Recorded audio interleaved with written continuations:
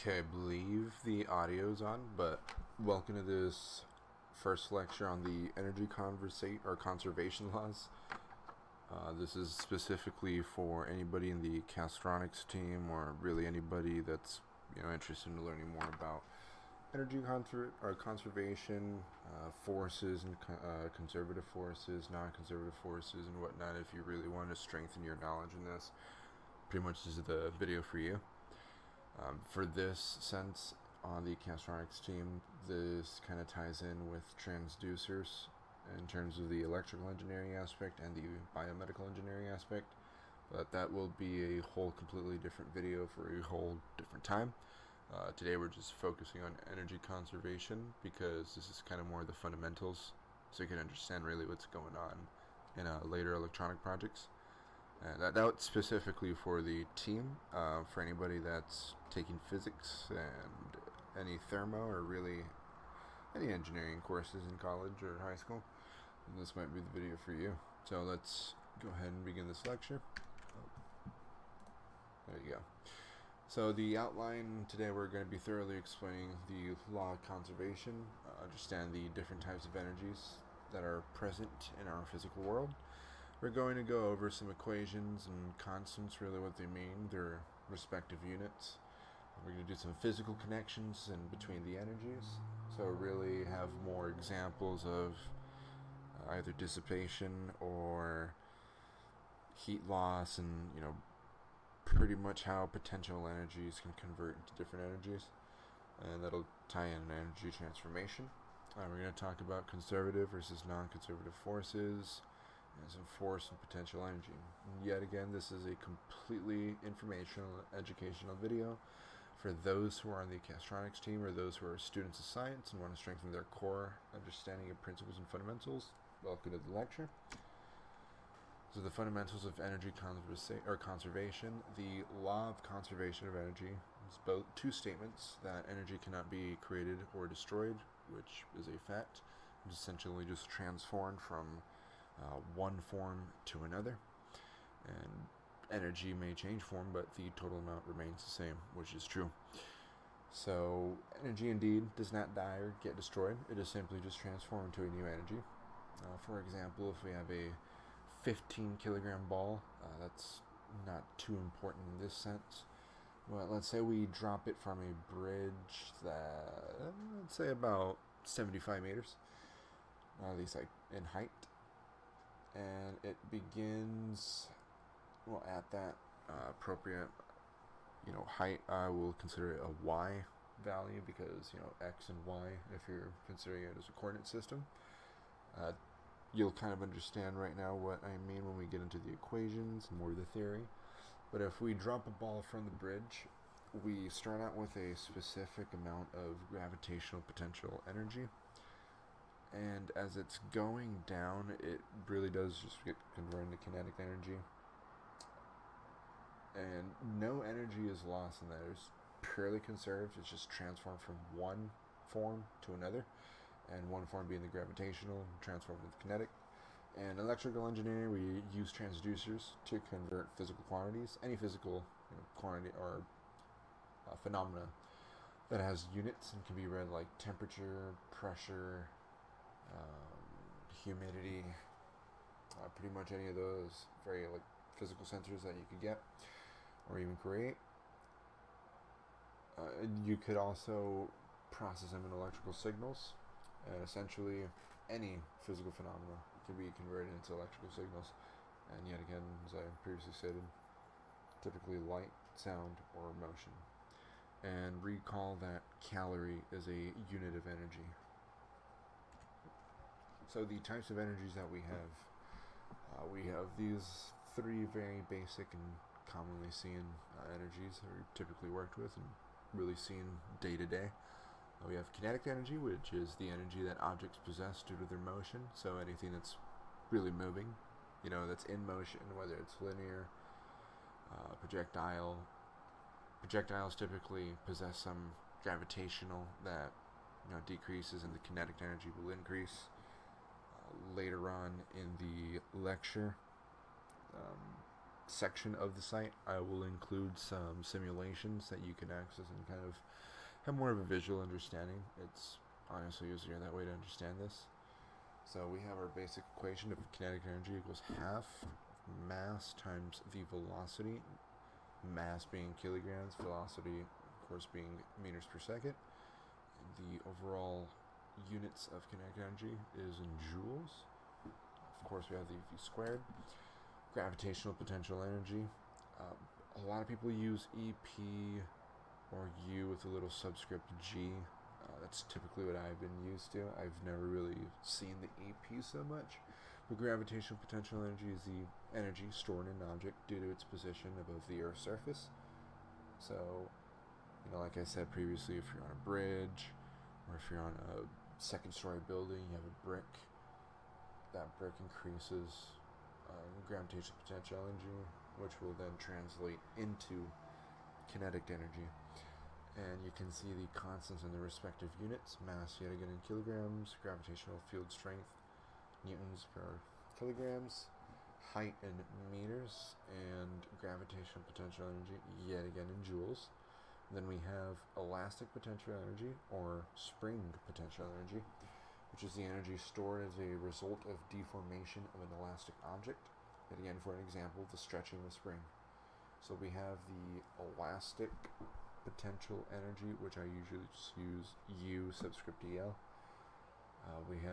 It's kind of similar to the kinetic energy since it's still an object that is in motion.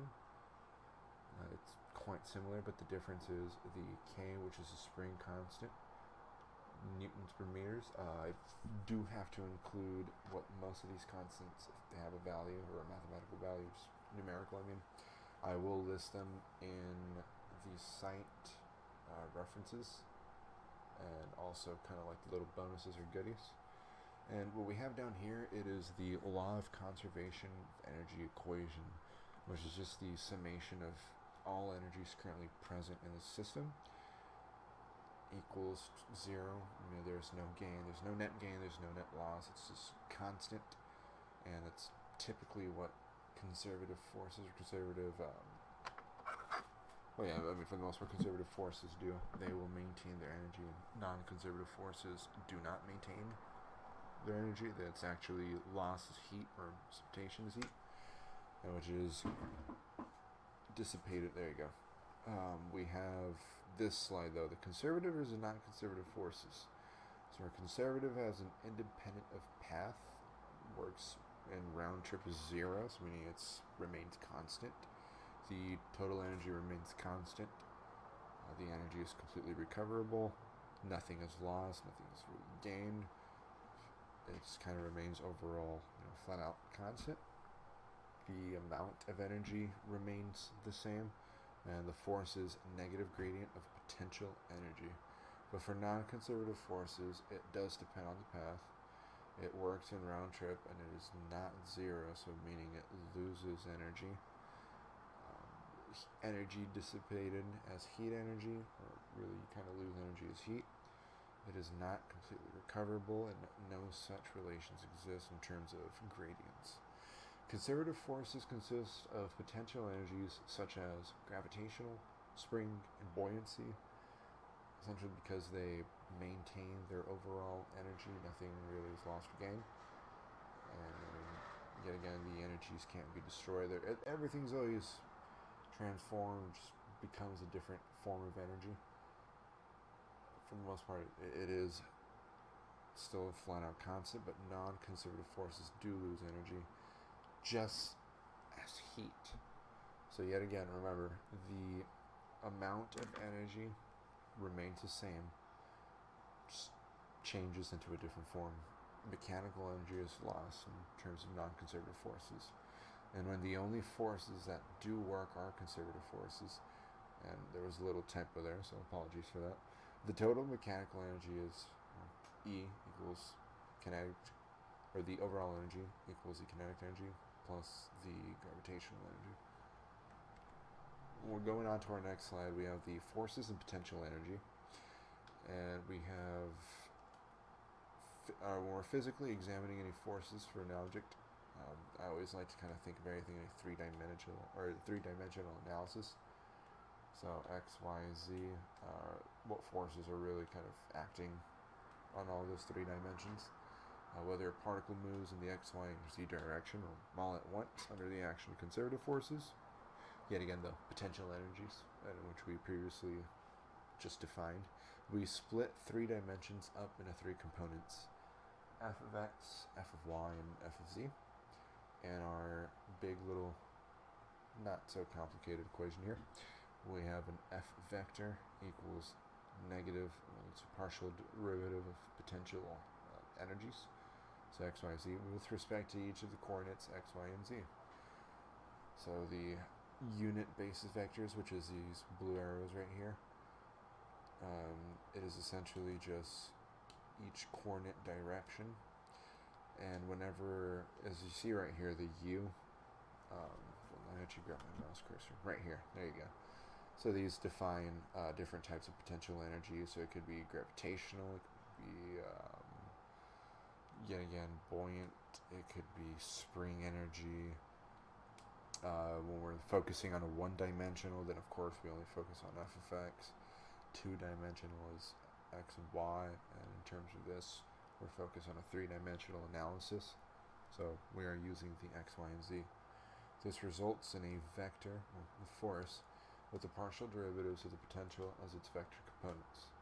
And if you do not understand most of the terminology, do not worry. I'm definitely going to make a completely more supplemental information video that's going to fill everybody in with this terminology that you're going to need to understand the terminology, or at least what I'm saying, and how to find specific values if your answer is going to make physical sense. Because that's something that a lot of us lack in. It's just kind of our reasoning with our answers. Does it make physical sense? So I'm going to make a follow-up video of that soon. This does conclude the lecture, though. I thought I had one more slide, but no. This does conclude our lecture, though. If you do have any questions, feel free to go ahead and comment. I am more than welcome to answer any questions. Feel free to post any questions you may have on our community post. It's more of a discussion board that we have. It's kind of separated up into different subjects, so whether you're into physics, engineering, biology, or chemistry, or biochemistry, whatever it is, we will have discussion boards set up there. So if you do have a specific question related to a video, go ahead and kind of include in parentheses the name of the video. You could also refer back to the video content, and I will be able to assist you in answering any questions. But my name is Raphael, and I hope everybody has a good day. And to the Castronix team, if you do have any questions, just feel free to message on the Discord and whatnot. But take care and have a good day.